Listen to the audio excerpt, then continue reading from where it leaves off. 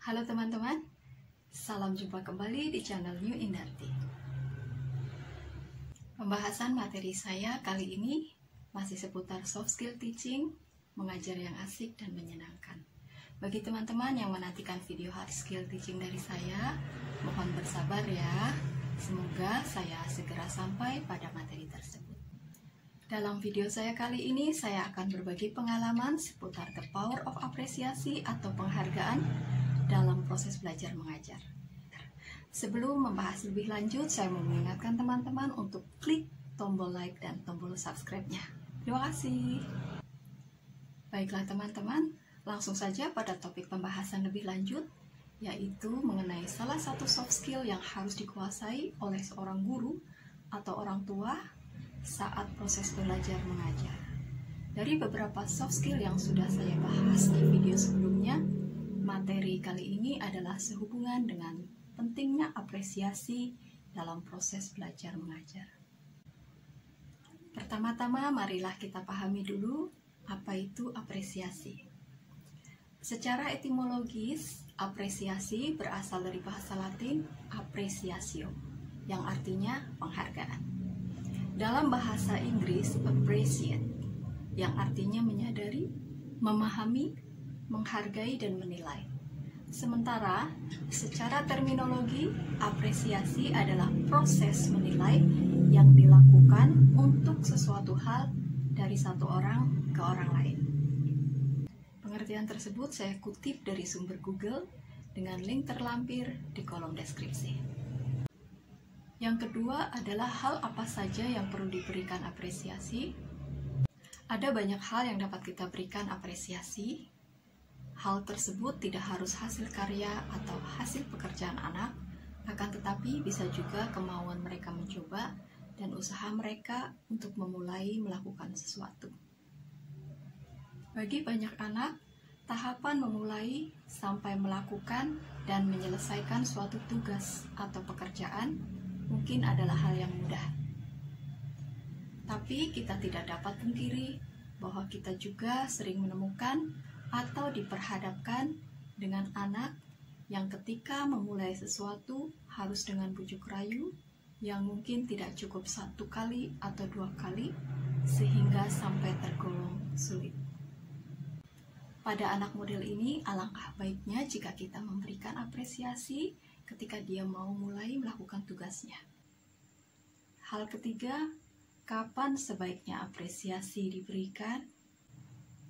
Apresiasi tidak harus dilakukan secara formal dan atau menunggu jangka waktu atau momen tertentu.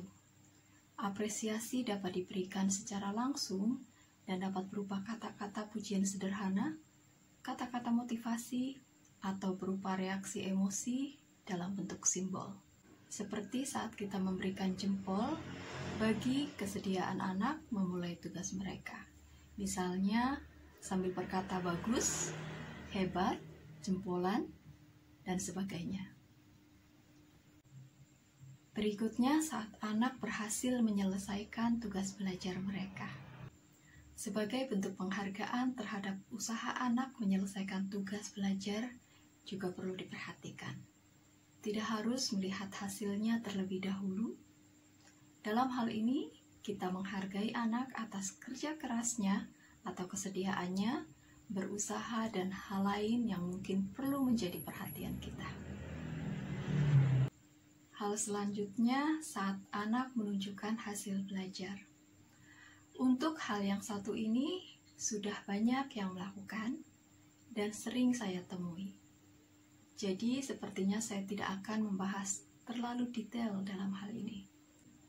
Setelah menentukan waktu untuk memberikan apresiasi, berikutnya, mari kita menentukan bentuk-bentuk apresiasi. Menurut bentuknya, apresiasi dapat diberikan secara formal dan non-formal. Apresiasi dalam bentuk formal dapat berupa penilaian di atas kertas seperti piagam, sertifikat, dan sejenisnya. Sedangkan apresiasi non-formal dapat berupa kata-kata pujian, kata-kata motivasi, dan dapat berupa simbol yang menunjukkan reaksi emosi seperti memberikan jempol, tepuk tangan, dan sejenisnya. Selanjutnya, hal kelima adalah pentingnya apresiasi. Apresiasi dalam proses belajar mengajar mempunyai peranan penting. Hal ini sebagai alat pendukung yang tidak tampak, namun sangat berdampak terhadap keberlangsungan proses belajar mengajar.